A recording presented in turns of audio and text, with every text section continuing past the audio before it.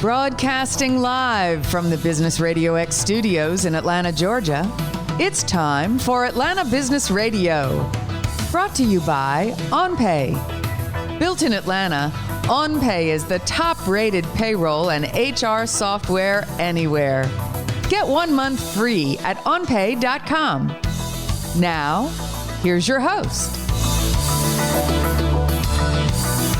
Lee Cantor here, another episode of Atlanta Business Radio, and this is going to be a good one. But before we get started, it's important to recognize our sponsor, OnPay. Without them, we could not be sharing these stories. Today on Atlanta Business Radio, we have Enrique Alvarez, and he is with Vector Global Logistics. Welcome, Enrique. Thank you very much for having me, Lee. This is, I'm excited about it. It's going to be fun. Now, before we get too far into things, tell us about Vector. How are you serving folks? Yes, Vector Global Logistics is an international freight forwarding and VOCC company, which basically means we have contracts with different steamship lines and we move freight around the world. We're an international logistics company. We have presence in the U.S., in Mexico, and in Chile. And we've been around for almost 13 years now. So how'd you get into this line of work? Well, it's actually an interesting story. My background and my business partner background's not in logistics. We come from strategy consulting. I'm originally from Mexico City, came to the U.S. to study B school. And after graduating from business school, I went to work for the Boston Consulting Group, a strategy consulting company, where we really had a chance to grow and learn and meet and work with very smart, engaging and interesting individuals. We did a lot of different projects, and this was back in 2006 to early 2009. And so in one of those projects, I had the opportunity to work with Brian Oxley, my current business partner, and we always started talking over beers, as I guess it usually goes, about maybe starting something on our own. And we dove into logistics. We thought, after assessing the market and some of the intricacies of logistics back then, this was 2008, we found out that the market was very fragmented. There was only like three main, fragmented in general, like even the higher, the more renowned and international companies didn't account for much of the market share. And so it was also somewhat different, the culture. It was still very structured. So it's 9 to 5 with 1 hour lunch breaks, very hierarchical organizational structure. And so when we kind of assessed all that, and unfortunately, this was when after the bubble burst, so the economy was tanking and a lot of companies were going under, we thought that it could be a good opportunity for us to jump into the market. So now, do you think that it was an advantage to come into an industry through the lens of strategy rather than kind of grown up in the industry? I think it certainly gives us like good advantages, right? So I think it makes us come into an industry, logistics, which in particular logistics has so many moving parts. It's complex, it's international, it has different countries, regions, players, that I do believe that just coming in with a slightly different background and a different approach to resolving problems gave us a competitive advantage. And it still does to this day. Now, when you started this venture, and it was during a difficult financial time, did you have any clues or any breadcrumbs that were saying, hey, we might be onto something here? Yeah, so I always feel like, and it's a good question, especially with what we're leaving right now, right? It's just a terrible market conditions. It's the economy is tanking. It's a pandemic. So the answer is yes. I believe that just coming into an industry when times are tough, if you do the right things and if you actually have a good strategy and above all, you just commit to it full-heartedly and work incredibly hard, I think it does present a lot of opportunities. So a lot of companies were going under, and one of the reasons that that first year was very challenging for us, we ended up losing money as well. But one of the things that kind of told me that we're doing a good job was just the structure of the company, like the culture, which I thought was very important. Logistic companies, as mentioned before, in general, are more structured in a more traditional way. I would like to say, like, you have the director of exports and director of imports, and it's just very hierarchical. Everything kind of followed, trickling down from the CEO, if you will. And you have different markets. You have the import export, and then you have the air and ocean and trucking, and you have different levels. And we came in trying to do something completely different. Our organization is incredibly flat, and we really don't have the same structure as other companies, which helped us back then to stay afloat and to keep our costs down and attract good talent, which is another thing that I believe recessions in general or just challenging times offers to some companies. And we just grew with that idea. So now, do you find that in organizations that try to do something a little different and maybe have a bigger why attached to them, that they can make a bigger impact?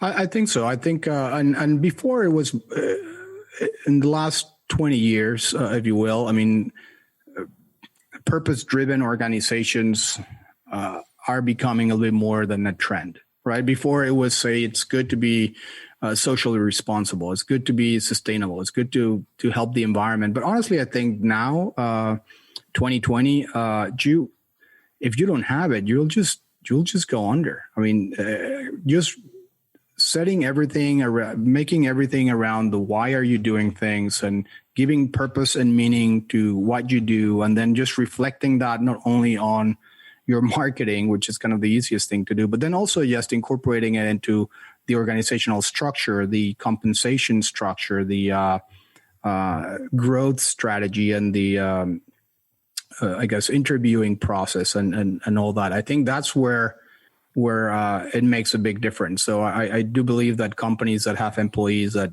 very clearly understand what the company is doing, not only for them, but for the greater good of society and the world, I think do have an advantage to other companies.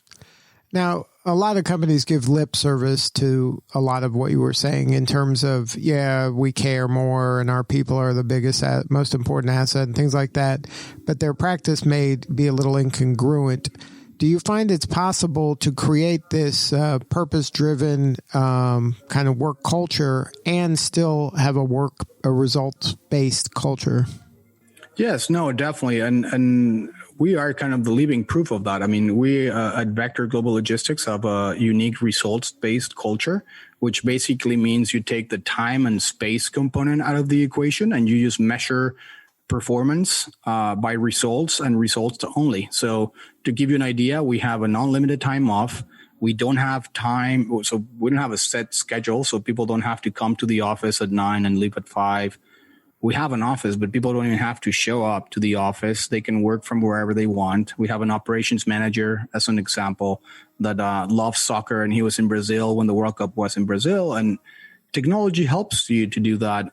So he has a laptop, he has a cell phone, everyone in the company does, but he was just operating and doing what he had to do from Brazil. And his clients here in the US couldn't even believe that he was in Brazil. So I had to send them a couple of pictures showing him partying down in Recife.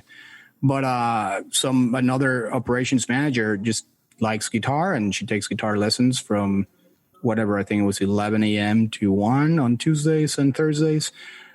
So to your point and to your question, if you focus on results and then you just measure it, right? Because it has two components. One is you have to be extremely clear about the expectations, which puts a lot of pressure into the upper management. But once you actually have a very precise plan for the year, you boil it down to the semester, the quarter, the week, the month, and then you just communicate that clearly to each one of the people in your organization, then you can then let them be flexible, make sure that you keep track of that. And I think in the back end, you have to then hold people accountable, right? So it's just not, it sounds easier. And of course, it sounds super sexy to come and work in a culture like this. But at the end of the day, what makes it work is that we are very, very flexible when it comes to letting you work anywhere and with any kind of, I guess, in any style that you want. But at the same time, at the end of the day, we are very critical with results. If you committed to doing this and we committed to getting this goals, if you didn't reach them, then we have a problem and we're going to have to sit down and talk about it. So it's, I think it's a two-way street in that regards, but some people, it does require a certain personality, but some people enjoy it because they can, again, go spend their summers in Canada and just work from there with a couple of friends, or go down to Brazil for the World Cup, or just have guitar lessons in the middle of the day. Now, in order to make this work, is this something that you just have to choose wisely when you're choosing the team member, rather than take anybody and then try to train them on this kind of philosophy and this kind of mental kind of worldview? Yeah, it's a good question, and I guess before I answer it, I just want to give more context to your listeners out there. This culture is not new. It's not ours. We cannot take we cannot make it we have made it our own, but it's based on a theory called results only work environment, ROWE, and it's based on a book called Why Work Sucks and How to Fix It.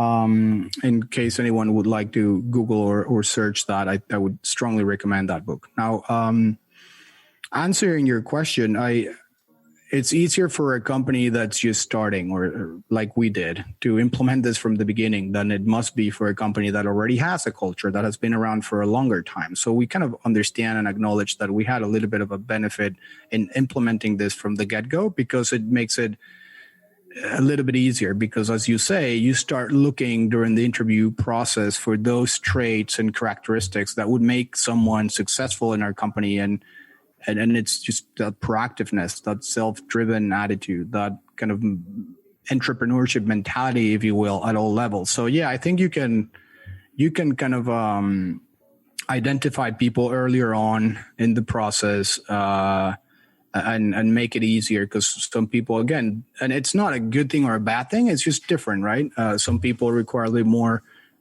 structure and a little bit more oversight, and it's fine, but that wouldn't work for our company. So now, are there any kind of clues? Have you kind of gotten good at knowing, okay, that's a red flag right here, the way they said this or did this in the past, that's going to kind of bubble up to be a problem later on? Or, oh, okay, they were saying the right thing here, that's a clue that this person might fit? So we're getting better at it. It's definitely more an art than a science. Interviewing is still hard, and we still make tons of mistakes, and we're learning from our mistakes as we go.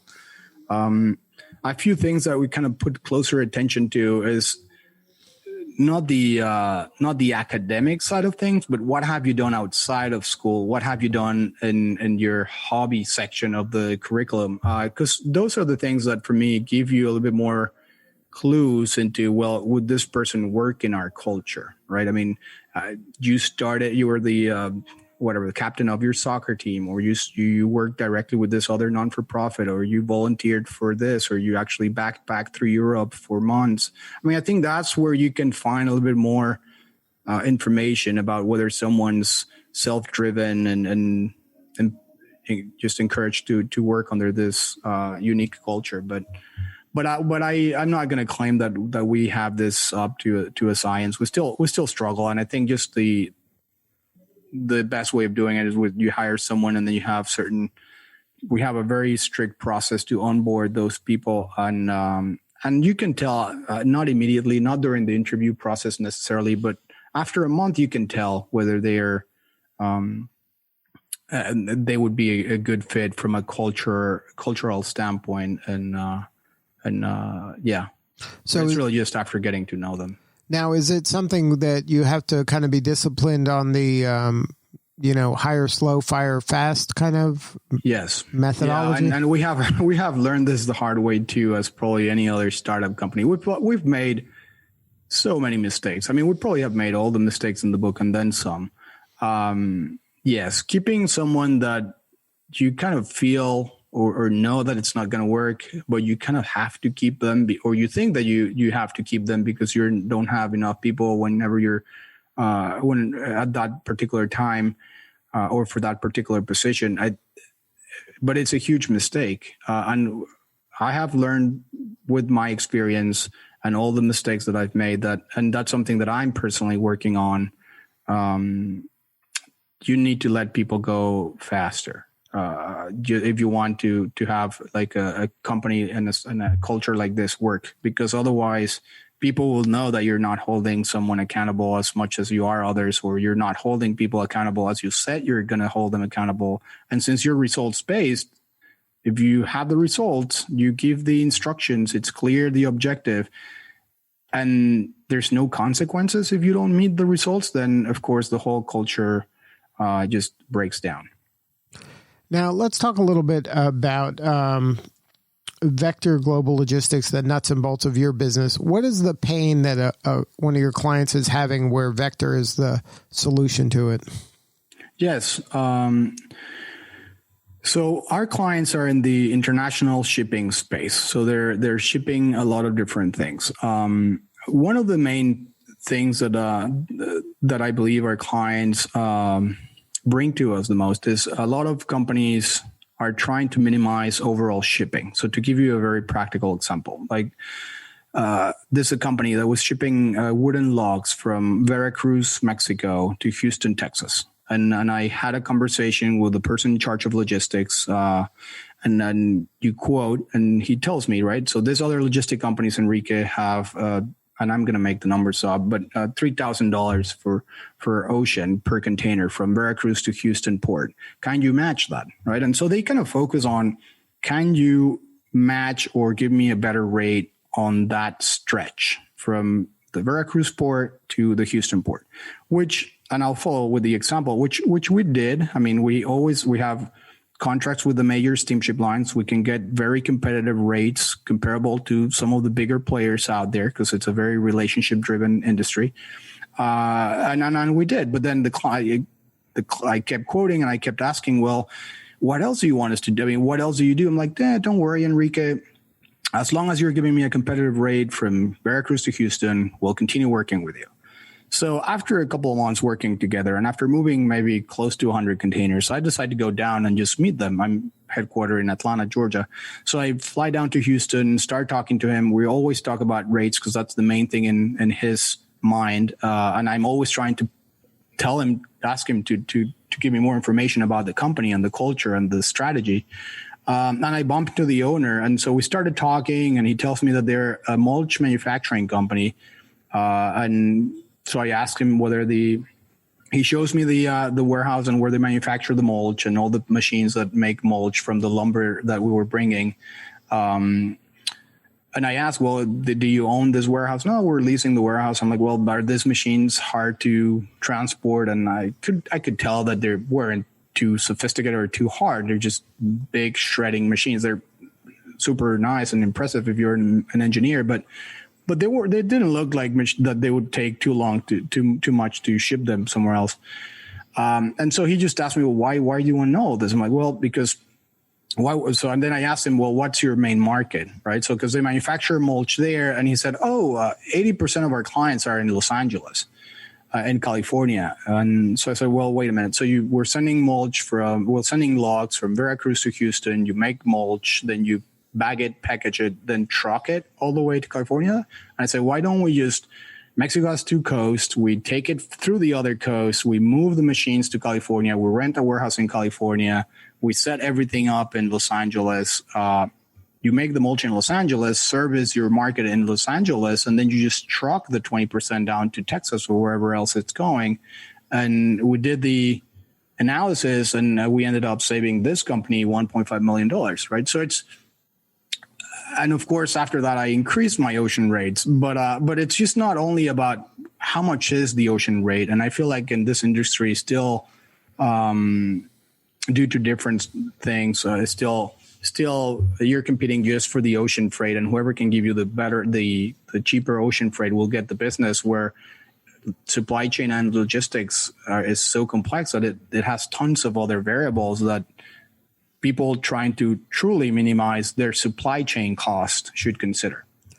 Right, but that's a difficult conversation because your conversation with your guy that's doing that one thing, he just cares about that one thing. Right, and I'm sure that's because his compensation structure is set up in such a way that they are incentivized to just minimize that stretch, as opposed to looking into, well, inventory holding cost or transit times and how longer transit times. Right, but that's not his problem. That's someone else's problem. Right, at that point, listen, that's just not up to me. I'm just minimizing. But you're right. It's difficult, and I think that's why the closing cycles in this industry are longer maybe than in other industries. But that's kind of the difference that we bring as Vector. And so companies and people that have actually tried to open up a bit more and not only discredit us immediately after the first proposal based on the point A to point B quote, actually would stick with us and will build good relationships with us.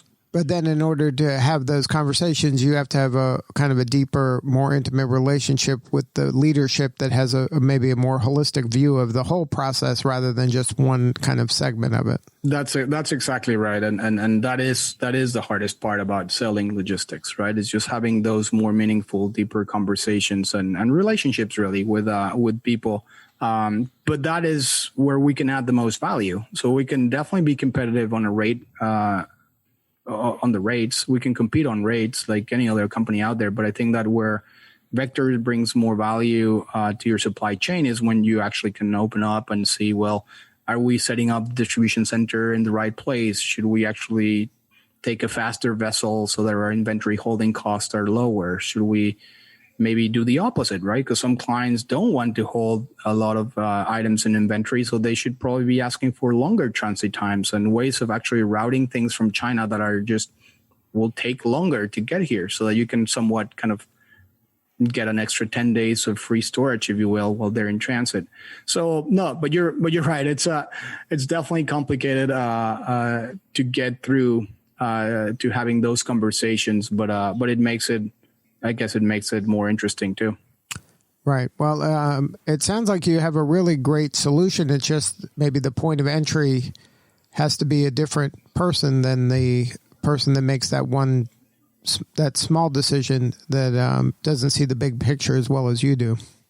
Yeah, and I think logistics in general are changing. I mean, logistics in the past were just an afterthought thought for CEOs and COOs on the C levels, but now supply chains are starting to get I don't want to say popular, but I think companies are starting to realize that having a strong supply chain and a strong operations team and a strong logistics team is key to compete in the small world that we live in these days. Yeah, good stuff, man. Well, congratulations on all the success. If somebody wanted to learn more about Vector Global Logistics, what's the website? Thank you. So our webpage is vectorgl.com. So Vector as in globallogistics.com. So vectorgl.com. All right, Enrique. Thank you again for sharing your story.